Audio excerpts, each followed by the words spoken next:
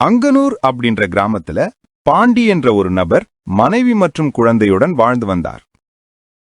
ஒரு நாள் பாண்டியோட ஃப்ரெண்டு வந்து அவனுக்கு மேரேஜ்னு சொல்லிட்டு பாண்டிக்கு பத்திரிக்கை வச்சுட்டு போனான். பாண்டி அந்த மேரேஜுக்கு கிளம்பி வெளியூர் போனான். பாண்டி மேரேஜ் முடிச்சுட்டு கிளம்புறதுக்கு ரொம்ப லேட்டாயிருச்சு.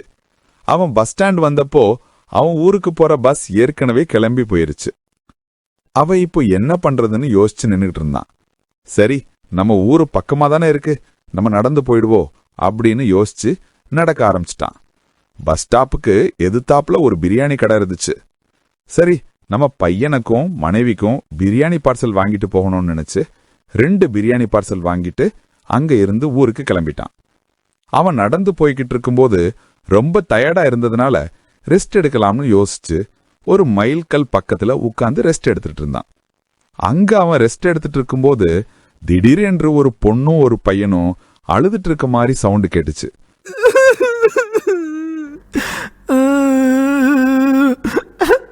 அப்போ பாண்டி, என்னடா அது யாரோ அழுகிற மாதிரி சவுண்டு கேக்குது அப்படின்னு சொல்லிட்டு கொஞ்சம் தூரம் எந்திரிச்சு போய் யார் அழுகிறது அப்படின்னு பார்த்தான். ஆனா அங்க யாருமே இல்ல.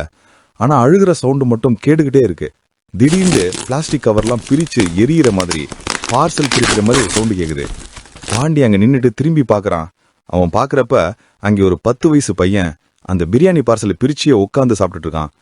பாண்டி அந்த காட்சியை பார்த்து ரொம்ப ஷாக் ஆயிட்டான்.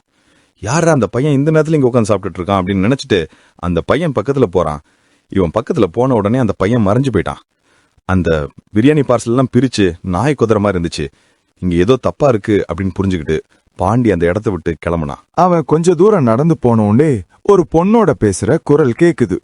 அந்த பொண்ணு, அண்ணா, என் கணவரையும் என் குழந்தையும் காப்பாத்துங்க அப்படின்னு சொல்லுத. பாண்டி, இது பேய் இல்ல, மனுஷங்க தான் அப்படின்னு நினைச்சிட்டு அந்த பொண்ணோட பக்கத்துல போனான். அவன் பக்கத்துல போக போக அந்த பொண்ணு தலையிலிருந்து ரத்தமா வருது.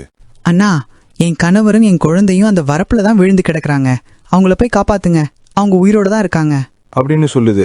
பாண்டி அந்த வரப்புல எட்டி பாக்குறான். நாங்க யாருமே இல்ல. பின்னாடி திரும்பி பார்த்தா இங்க அந்த பொண்ணும் இல்ல. பாண்டி, இங்க ஏதோ தப்பா இருக்கு அப்படின்னு புரிஞ்சுட்டு டக்குன்னு அந்த இடத்த விட்டு கிளம்ப ஆரம்பிச்சிட்டான். அவன் இங்க இருந்து கொஞ்ச தூரம் தள்ளி போனதுக்கு அப்புறம் அவன் பின்னாடியே யாரோ வர மாதிரி அவனுக்கு தோணுது. அது அவன் பின்னாடியவும் அண்ணா காப்பாத்துங்க காப்பாத்துங்க அப்படின்னு சொல்லிக்கிட்டே வருது.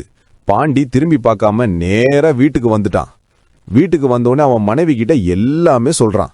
அதெல்லாம் ஒண்ணும் இல்லங்க, எல்லாம் சரியாயிடும், நிம்மதியா படுத்து தூங்குங்க அப்படின்னு சொல்றா. பாண்டி அசதியில தூங்கிட்டு இருக்கும்போது திடீர்னு அவன் வீட்டு நாய் குலைக்கிற சவுண்டு கேக்குது.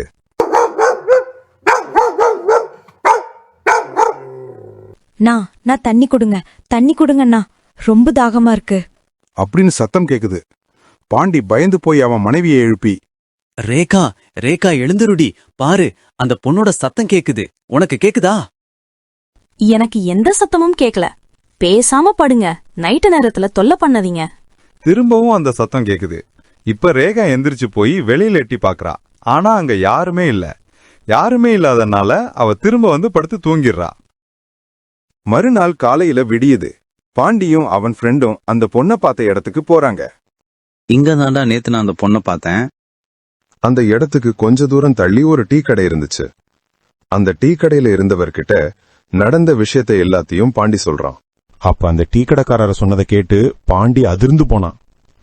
அவர் என்ன சொன்னார்னா, ஒரு வாரத்துக்கு முன்னாடி அங்க ஒரு ஃபேமிலி ஆக்சிடென்ட் இறந்துட்டாங்கப்பா. அப்ப இருந்த அந்த பொண்ணு அங்க நின்னுட்டு என் குழந்தையும் என் கணவரையும் காப்பாத்துங்க அப்படின்னு அங்க நைட்டு போறவங்கள்ட்ட எல்லாம் சொல்லிக்கிட்டு இருக்கா. இது உங்களுக்கு மட்டும் இல்ல, ஒரு 4-5 பேருக்கு இப்படி நடந்திருக்கு. அந்த விஷயத்தெல்லாம் கேட்டுட்டு பாண்டி அங்கிருந்து வீட்டுக்கு கிளம்புறான். அடுத்து என்ன நடந்துச்சுன்றத பார்ட் 2 வீடியோல பாப்போம்.